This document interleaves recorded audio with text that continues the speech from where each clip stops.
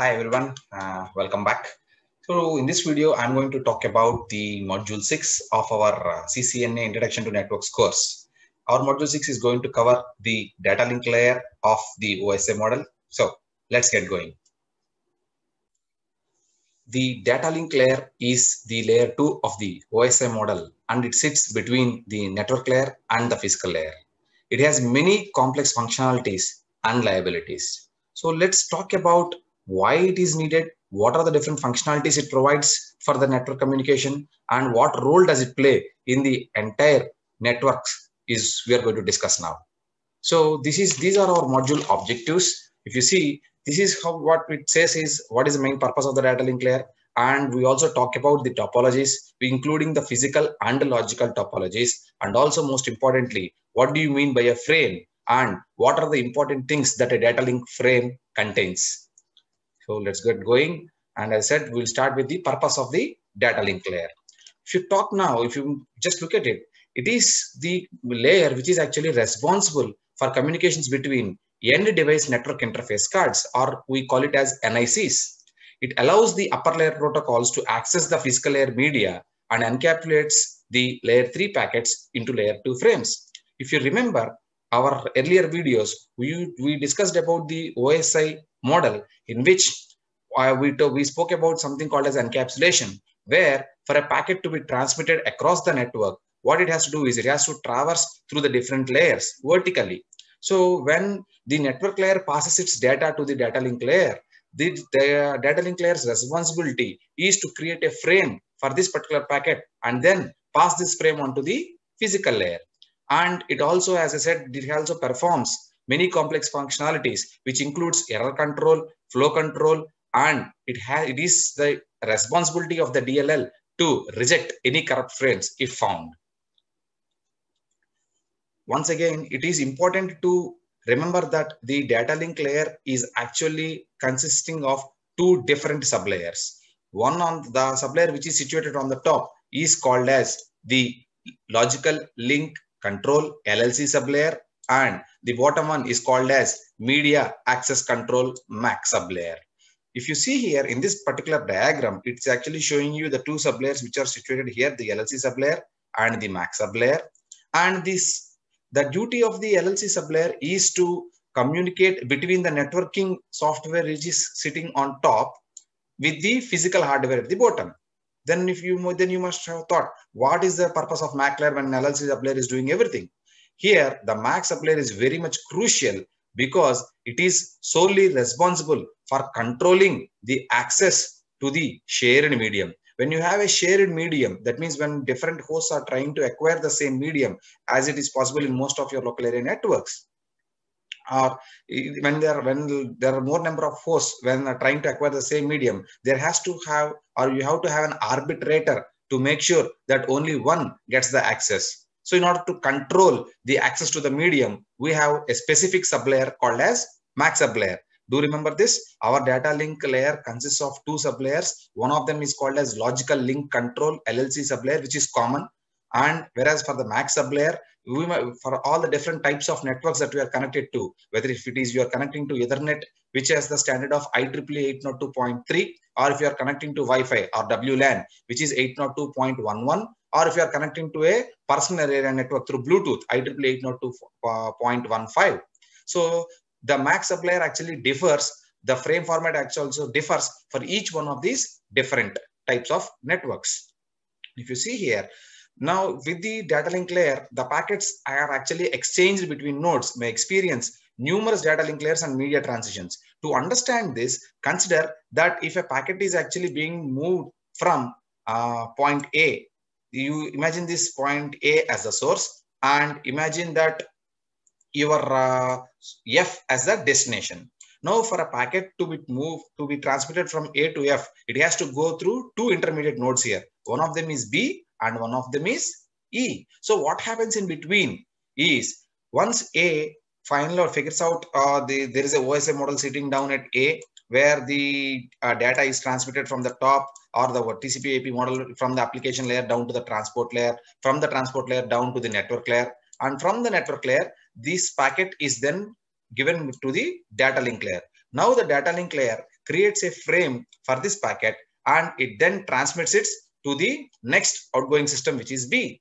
At B, the physical layer accepts the data, passes that frame to the data link layer, which checks whether this particular frame sent by A has been received correctly or not. That means, are there any errors present in it or not? And if there are no errors present, it passes it on to the network layer on top. It decides to which it should forward it to, whether to E or to C. Based on the destination as F, it will decide, let us say the network layer has decided to forward it to E. So once again, it takes it, it creates a new frame with the source NIC address as B, and it then passes it on to the physical layer. So once again, the packet traverses from B to E. At E, the physical layer collects all the information. It translates the signals back into data, and the frame is handed over to the data link layer.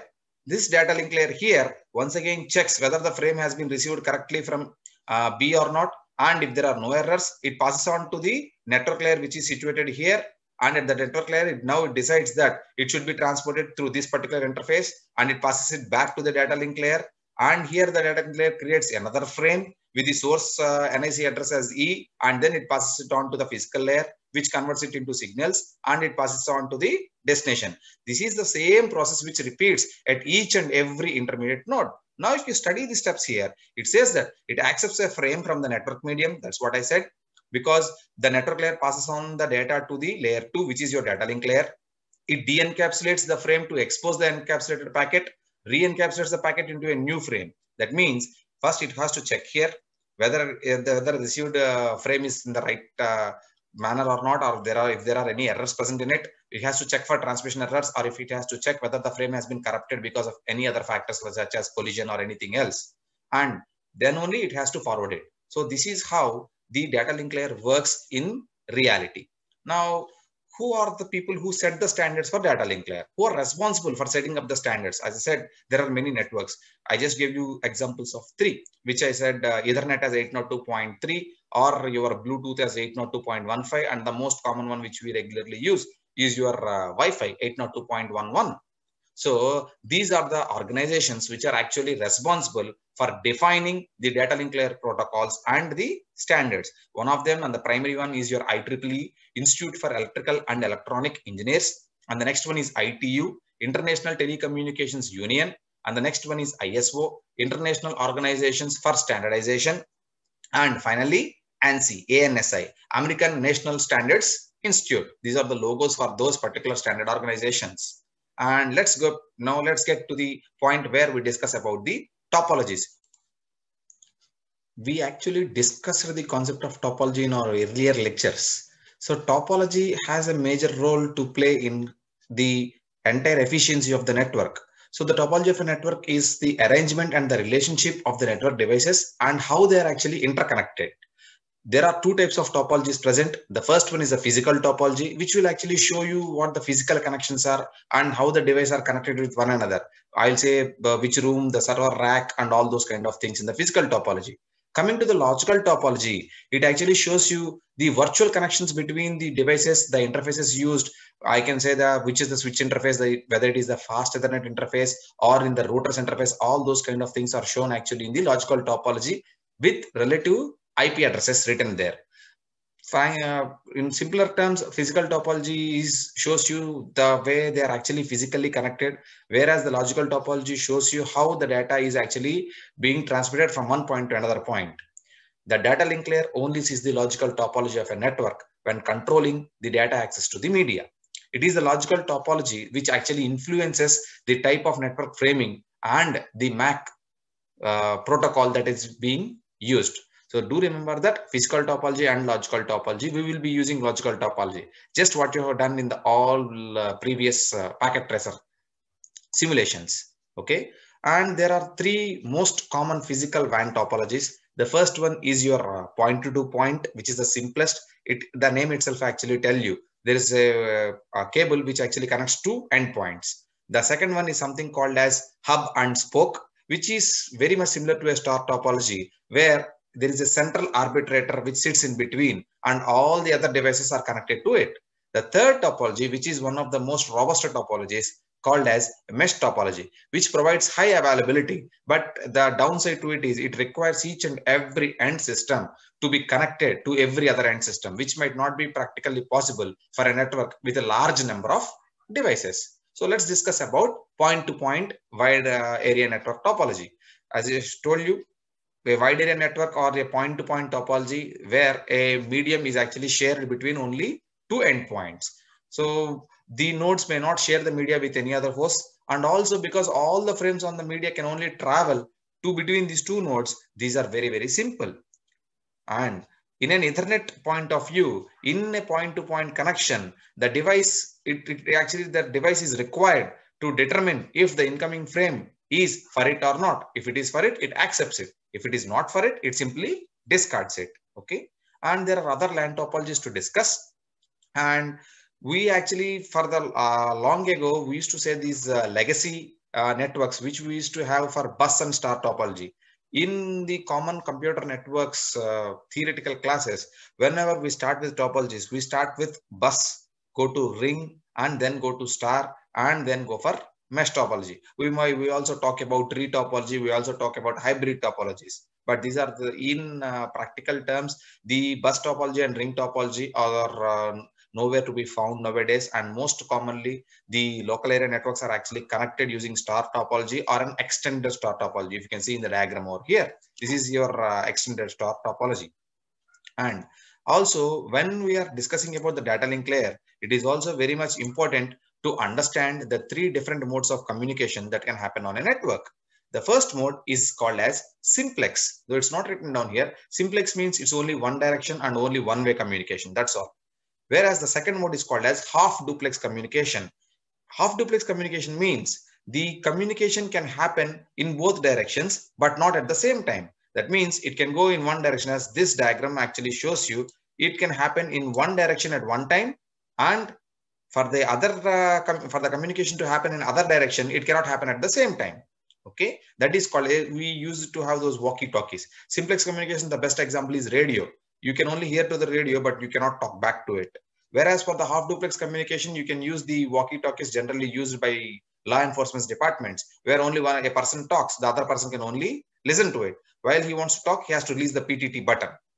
Half duplex. So the communication can happen in both directions, but it can only happen in one direction at one time. Whereas the third one is something called as full duplex communication. The best example is the mobile phone that you're using every day. It actually allows both the devices to simultaneously transmit and receive on the shared medium.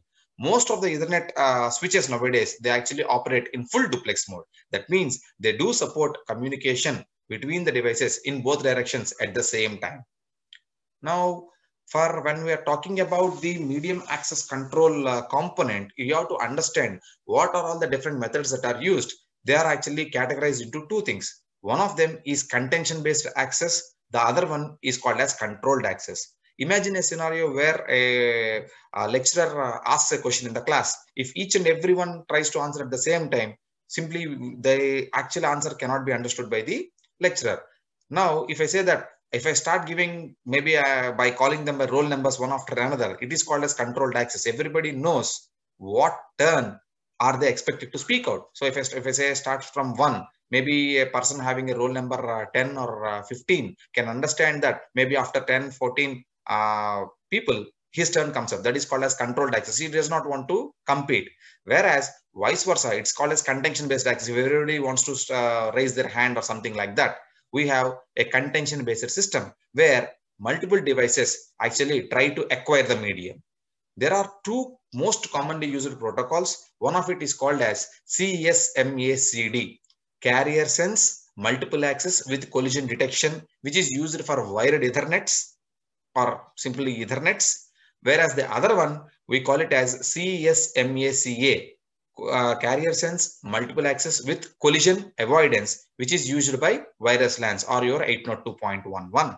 And in order to discuss this further, here CSMA means what it does is carrier sensing multiple access means whenever a station wants to transmit, the carrier sensing part will allow or will tell the system to first check whether the medium is idle or not. Only if the medium is idle, only then it is permitted to transmit. That is called as carrier sensing. That means if you wish to transmit, carrier is nothing but the medium here.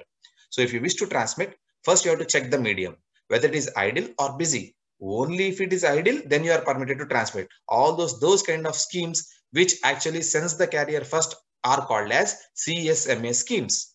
Whereas the collision detection part comes in a way where a station that is transmitting has to keep listening to the medium. Now, if I'm speaking, I actually tend to listen what I'm talking. When I listen something else other than what I'm talking, I know that there is some disturbance. That is called as collision detection. I know that somebody else is also talking on the line.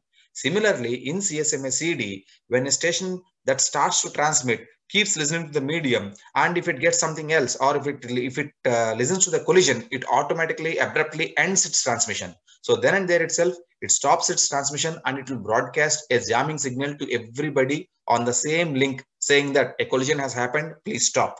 So this is the concept of CSMA CD. It's very simple.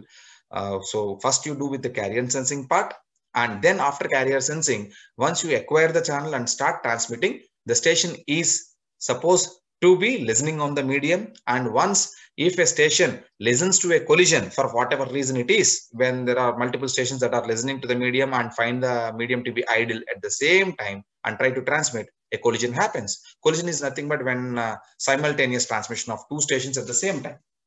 Okay, and whenever a collision happens, the entire data is damaged. Okay, so collision should not happen, and the network administrator must make sure that there are least number of collisions possible. Now, the collision detection part, as I told you, this is actually where a station listens to the medium, and once it listens to a collision, it has to stop its transmission then and there itself, and it has to send a jamming signal. After sending the jamming signal, whatever stations they are actually involved in the collision, they wait for a random amount of time and they try to retransmit. That is called as exponential backoff algorithm. Most of these concepts are in the theoretical part of your computer networks, and to get a better understanding of these concepts, I suggest you guys to just go through the CSMA CD protocols on the internet. You will come across the exponential backoff algorithm also. This is regarding your CSMA CD. And if you move on to the CSMA CA part, as I told you, here collision detection is actually replaced with collision avoidance. Now here the collision avoidance is in such a way that rather than try to detect it, I try to make sure that collisions does not happen in the first place itself. There I add some more bits to the protocol. Carrier sensing remains the same. Carrier sensing remains the same. Here also, any station that wishes to transmit first has to check whether the channel is idle or not. Only if it is found idle, only then the station is permitted to start its transmission. The collision avoidance part here, actually what it does is, here while transmitting, each and every device will also include the time that it is going to transmit or the time that it is going to be busy for transmitting across the medium, so that the other devices which are on the same link or which are within its vicinity now know how much time does this transmission take. So they refrain from even trying to transmit. So if you know that I'm going to take a class for 1 hour, why would some other faculty come in and try to compete with me? He knows that I will take a session for 1 hour. He knows that is already engaged for 1 hour. So he will come after that 1 hour. In similar terms, a collision avoidance. So that way I'm actually trying to make sure that a collision does not happen in the first place itself. But this is actually done through sending small control packets called as RTS and CTS, which are called for request to send and clear to send. By using those things, we can actually implement CSMA CA in a proper manner, collision avoidance. Now let's go to the data link frame. If anybody has an idea why we need a frame, simply to say that, you know that in the earlier things encapsulation process, the data will be transmitted from the network layer to the data link layer.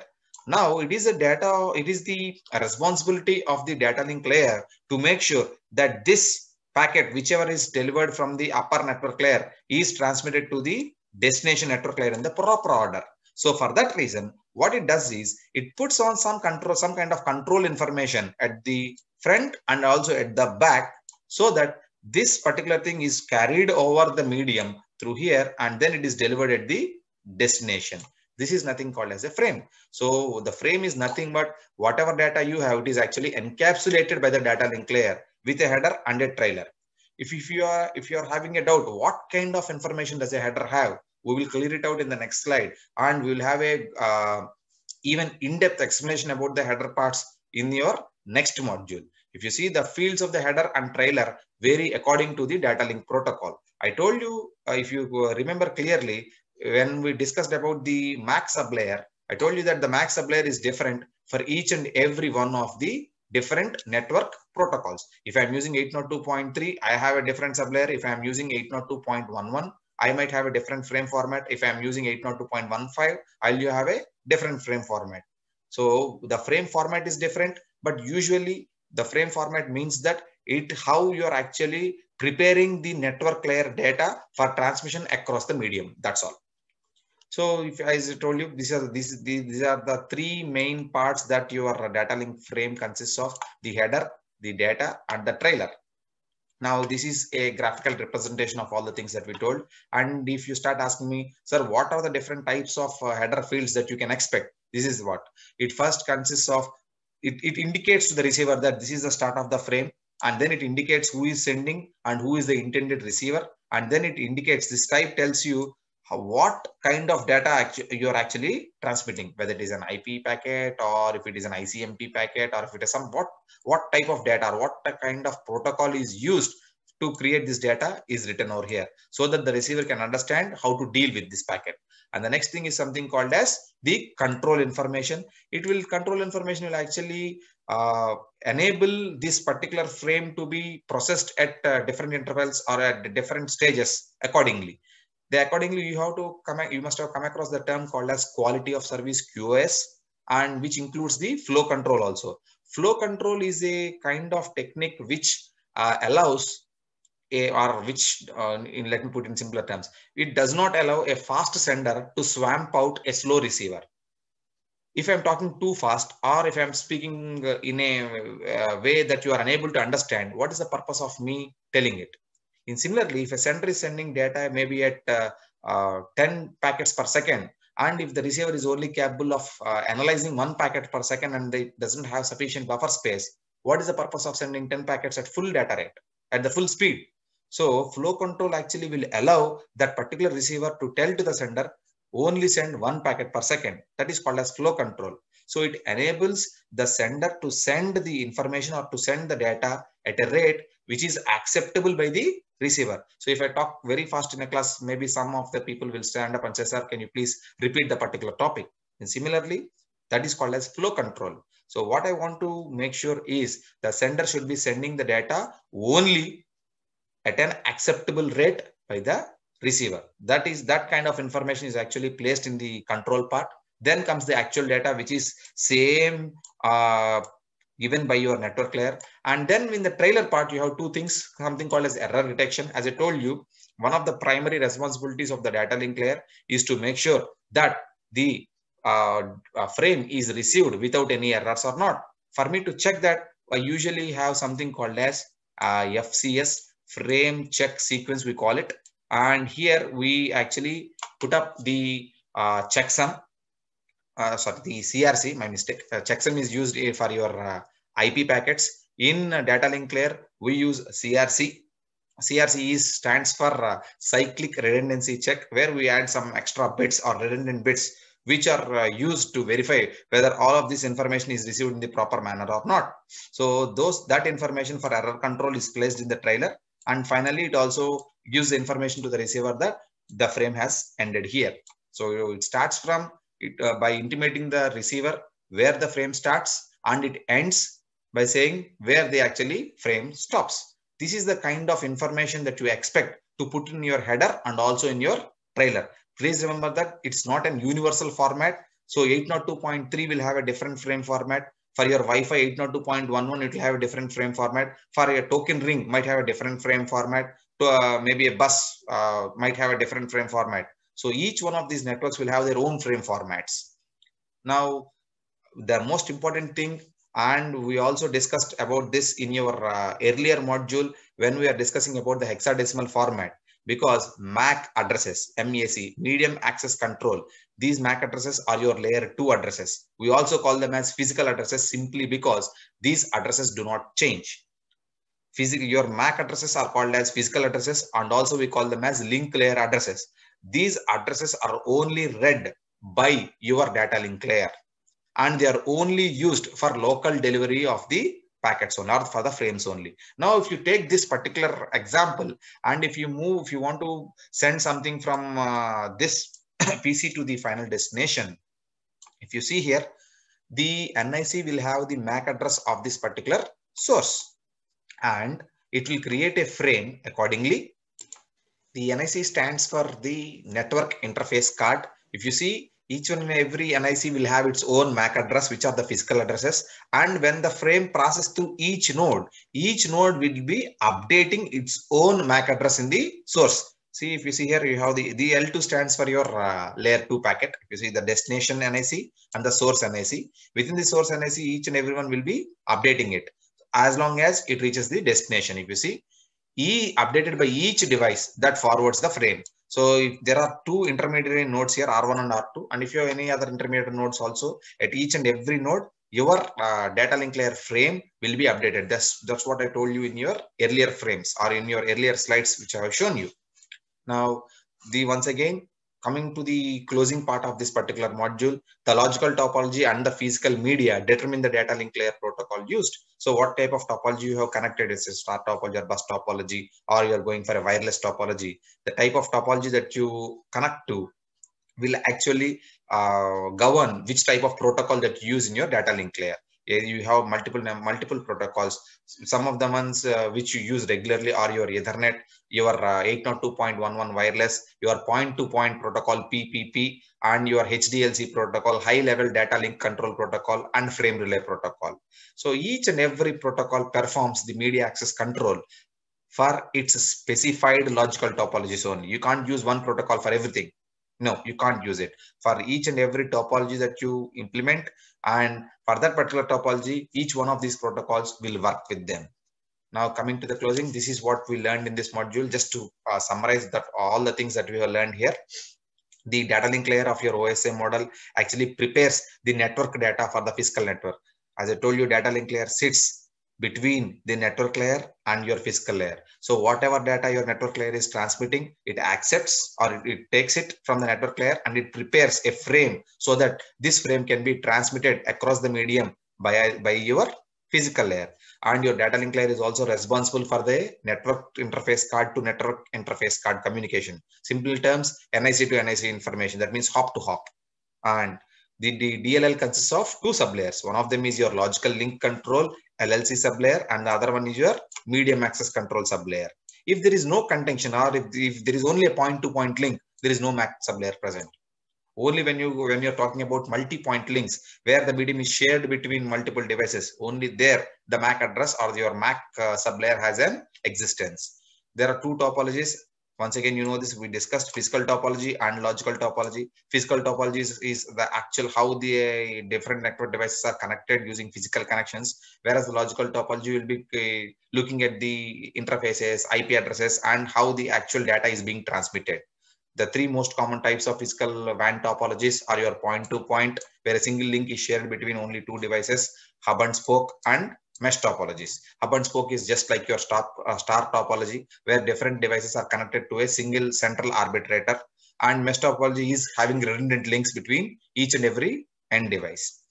The three modes of communication: simplex, half duplex, and full duplex. Simplex, only one direction radio; half duplex, walkie-talkie. Transmission can happen in two directions, but only one direction at a time. Whereas full duplex, two directions at any time. And once again, in contention-based multi-networks, all our nodes are operating in half duplex only. The contention-based access methods include CSMA-CD for bus topology Ethernets, and CSMA-CA for your WLANs. CSMA-CD stands for carrier sensing multiple access with collision detection, and CSMA-CA stands for carrier sensing multiple access with collision avoidance.